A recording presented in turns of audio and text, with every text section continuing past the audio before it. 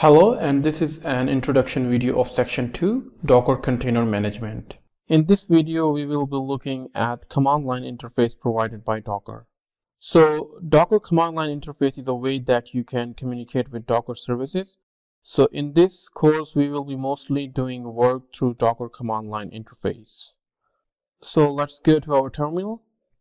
So to interact with Docker command, you need to first look into the man pages of Docker.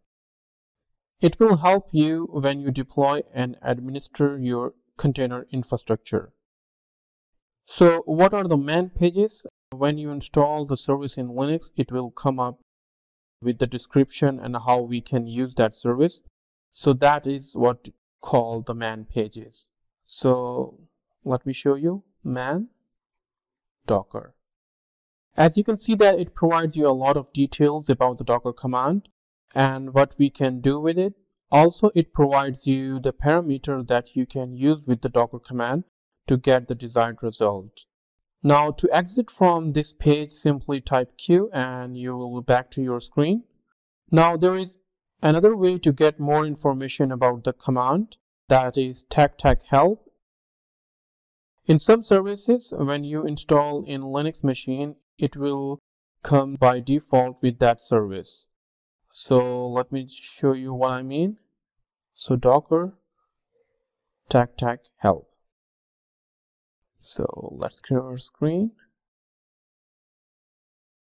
Docker help.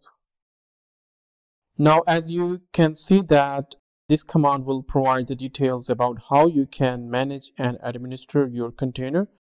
And these are the possible features that you can implement to your containers. Also, as you can see that commands are self-explanatory and each command has a small description against it.